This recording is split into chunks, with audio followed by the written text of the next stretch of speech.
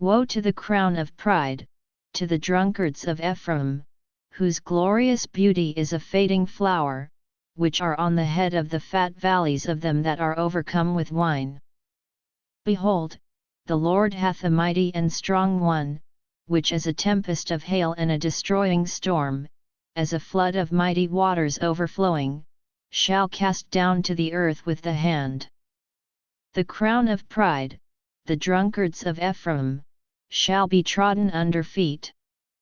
And the glorious beauty, which is on the head of the fat valley, shall be a fading flower, and as the hasty fruit before the summer, which when he that looketh upon it seeth, while it is yet in his hand he eateth it up.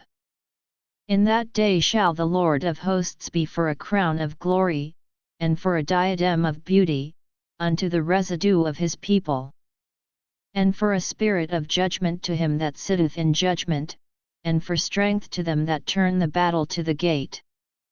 But they also have erred through wine, and through strong drink are out of the way.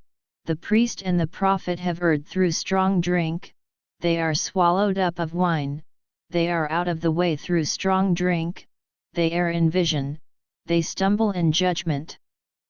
For all tables are full of vomit and filthiness, so that there is no place clean. Whom shall he teach knowledge? And whom shall he make to understand doctrine? Them that are weaned from the milk, and drawn from the breasts. For precept must be upon precept, precept upon precept, line upon line, line upon line, here a little, and there a little. For with stammering lips and another tongue will he speak to this people. To whom he said, This is the rest wherewith ye may cause the weary to rest, and this is the refreshing, yet they would not hear. But the word of the Lord was unto them precept upon precept, precept upon precept, line upon line, line upon line, here a little, and there a little, that they might go, and fall backward, and be broken, and snared, and taken. Wherefore hear the word of the Lord, ye scornful men, that rule this people which is in Jerusalem.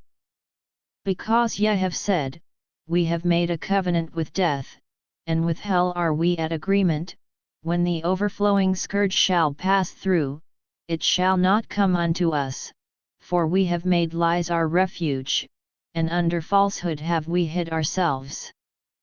Therefore thus saith the Lord God, Behold, I lay in Zion for a foundation a stone, a tried stone, a precious cornerstone, a sure foundation, he that believeth shall not make haste.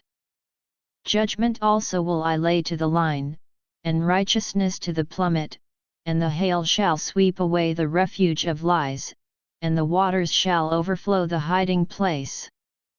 And your covenant with death shall be disannulled, and your agreement with hell shall not stand, when the overflowing scourge shall pass through, then ye shall be trodden down by it.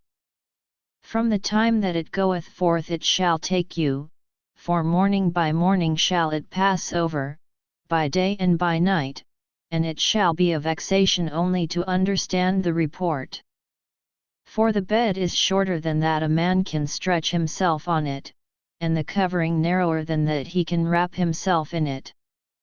For the Lord shall rise up as in Mount Perazim, he shall be wroth as in the valley of Gibeon, that he may do his work, his strange work, and bring to pass his act, his strange act.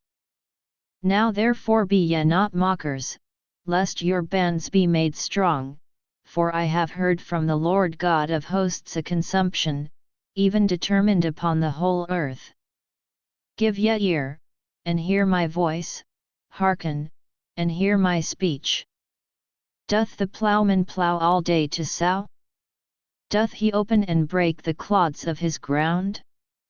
When he hath made plain the face thereof, doth he not cast abroad the fitches, and scatter the cummin, and cast in the principal wheat and the appointed barley and the rye in their place?